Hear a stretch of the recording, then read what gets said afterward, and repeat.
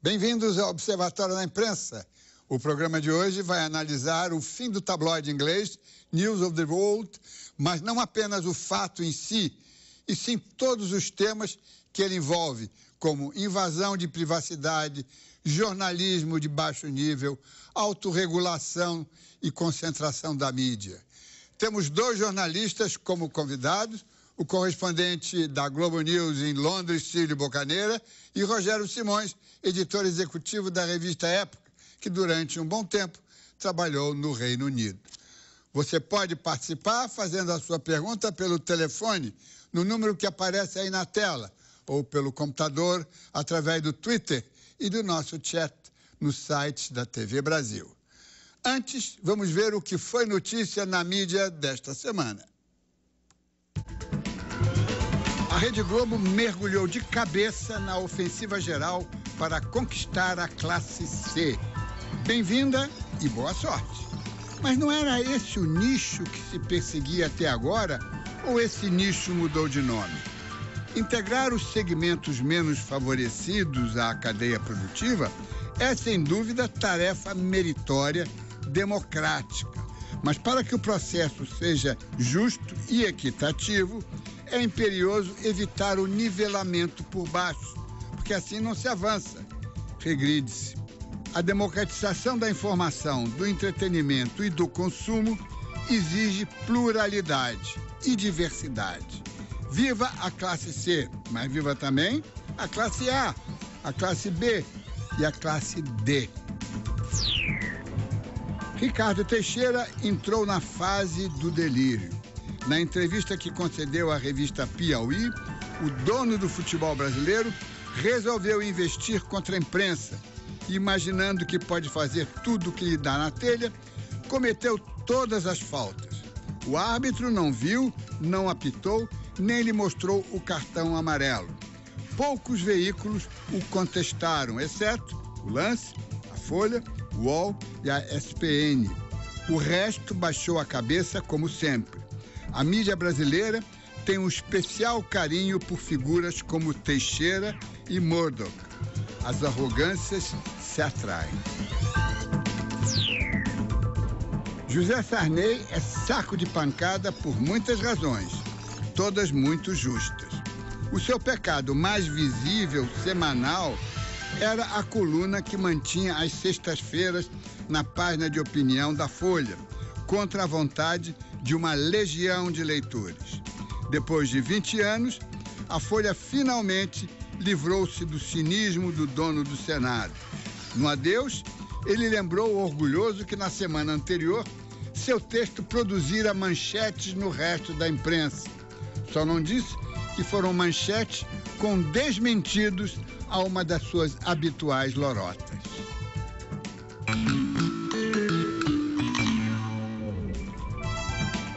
As denúncias de corrupção e a queda do ministro dos Transportes foram um prato cheio para os chargistas de todos os cantos do país. A receita adotada para resolver os problemas do ministério também não escapou. De olho no passado, esta semana, a historiadora Isabel Lustosa mostra que alguns religiosos também tiveram um papel importante no início da imprensa no Brasil.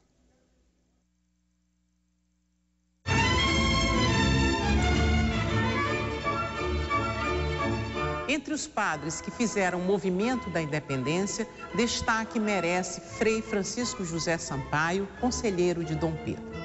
Foi aqui no convento de Santo Antônio, reunidos em torno dessa mesa, que Frei Sampaio e outros conspiradores tramaram um movimento pela permanência de Dom Pedro no Brasil, o famoso Dia do Fim.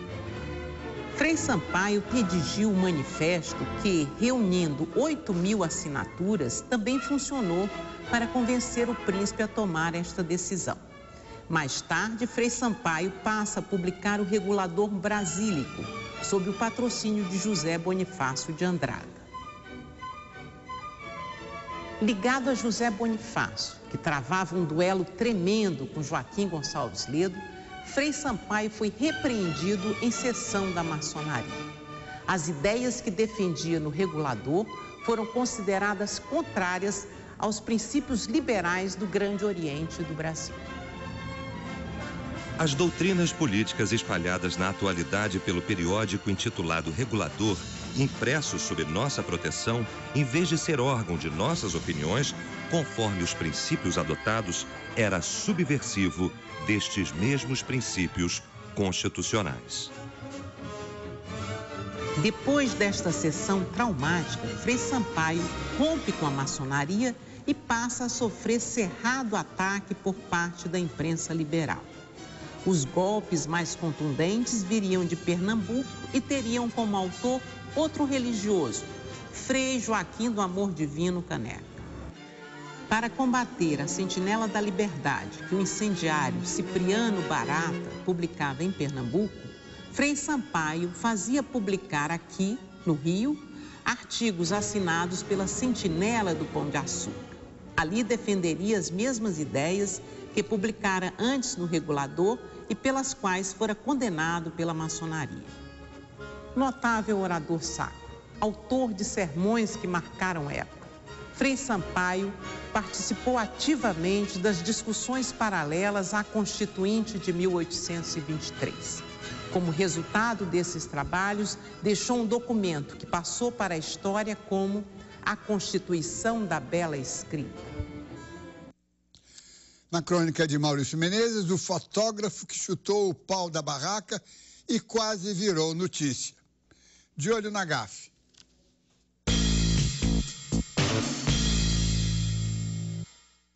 Otávio Magalhães era fotógrafo do jornal Globo.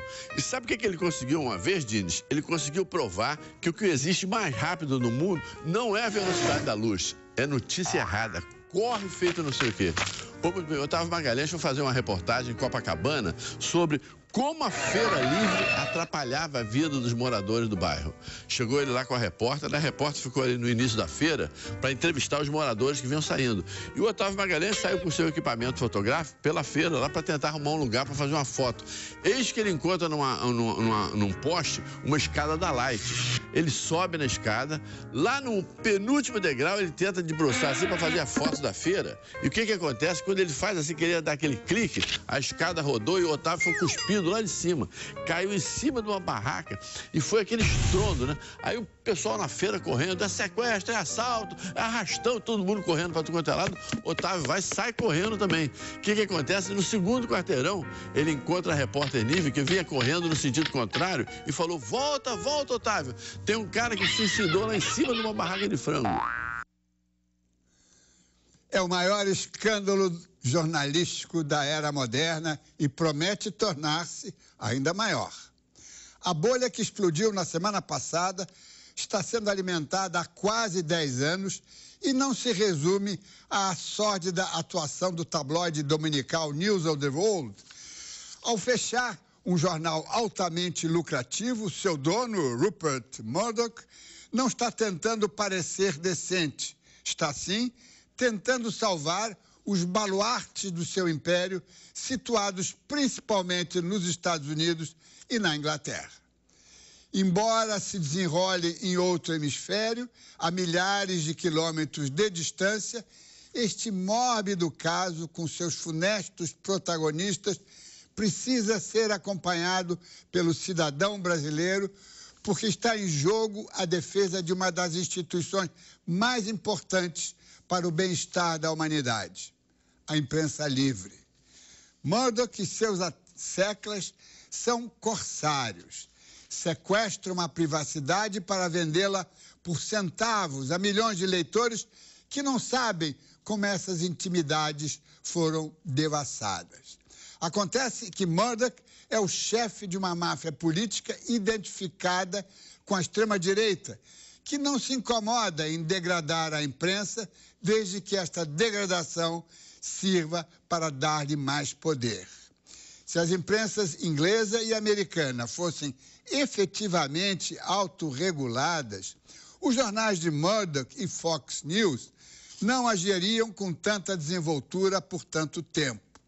Se a concorrência fosse lá seriamente acompanhada, Murdoch não poderia ser dono de jornais e TV nas mesmas cidades.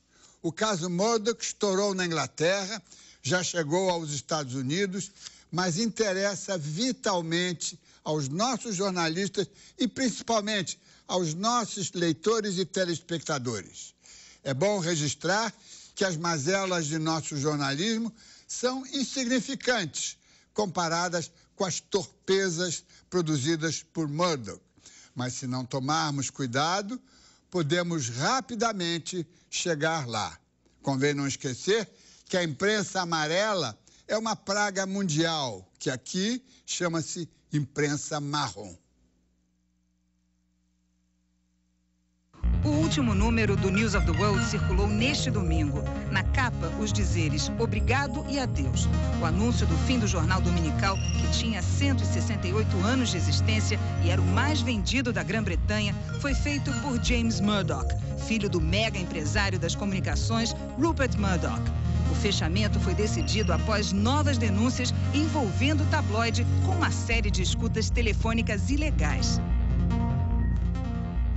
Desde 2005, o News of the World já era suspeito de interceptar telefonemas de membros da família real. Mas tudo mudou quando o jornal The Guardian publicou que a espionagem atingia milhares de pessoas, entre políticos e celebridades, e que a empresa de Murdoch teria pago para evitar processos contra o News of the World. Porém, o caso ganhou novos contornos quando o Guardian revelou que um detetive que trabalhava para o jornal teria grampeado o telefone celular de Millie Dowler, uma menina de 13 anos que desapareceu em 2002. Para conseguir mais informações, o detetive teria apagado mensagens da caixa de voz do celular, fazendo com que a família acreditasse que ela ainda estava viva. Para agravar ainda mais a situação, em busca de histórias exclusivas, o News of the World teria colocado escutas em celulares de parentes de soldados britânicos mortos no Afeganistão e de vítimas do atentado terrorista no metrô de Londres em 2005. No total, são cerca de 4.000 escutas. A denúncia caiu como uma bomba no parlamento britânico, principalmente porque um dos editores do jornal, Andy Coulson, foi porta-voz do primeiro-ministro David Cameron. Ele, no entanto, prometeu uma investigação independente do caso. We are no longer talking here about politicians and celebrities. We're talking about murder victims, potentially terrorist victims, having their phones hacked into. It is absolutely disgusting. Na sexta-feira passada, a Scotland Yard prendeu Coulson por envolvimento nos grampos telefônicos. Só que no mesmo dia, o jornalista foi libertado sob fiança. Também pairam suspeitas sobre Rebecca Brooks, editora-chefe do jornal em 2002, época das escutas no celular de Millie Dowler. Rebecca é considerada a herdeira intelectual de Murdoch. Hoje ela ocupa um cargo executivo no grupo News International. Em entrevista, ela afirmou que não havia como não fechar o jornal e deixou claro que outros escândalos relacionados ao tabloide ainda virão à tona. Especialistas acreditam que a medida tenha sido tomada para evitar maiores danos à imagem de Murdoch, já que seu grupo tenta atualmente a compra da rede de TV BSkyB. Só que o negócio ainda depende da aprovação do governo. Para minimizar os prejuízos provocados pelo fim do News of the World, o grupo vai criar uma edição dominical do The Sun, outro tabloide britânico de Murdoch. Nem o primeiro escalão do governo escapou das práticas ilegais dos tabloides. Novas denúncias feitas pela BBC e o Guardian indicam que o Sunday Times de Murdoch contratou investigadores para levantar informações sigilosas sobre o ex-primeiro-ministro Gordon Brown. Para debater todos os lados dessa questão, está aqui ao meu lado o correspondente da Globo News em Londres, Cílio Bocaneira. Em São Paulo está o nosso outro convidado, Rogério Simões, editor executivo da revista Época. Cílio Bocaneira, você está há 30 anos, metade da sua vida, né? Quase isso. Em Londres, e jornalista lá em Londres, essa coisa você tem ao seu lado, né? Eu queria que você desse para o nosso telespectador uma visão disso, embora tudo que se diga agora, daqui a pouco está superado, porque o processo ganhou uma velocidade incrível, felizmente, né?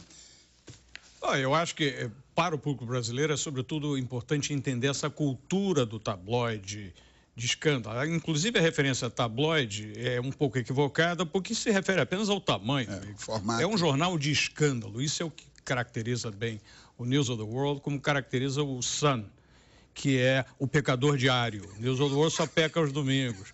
E é um trapo.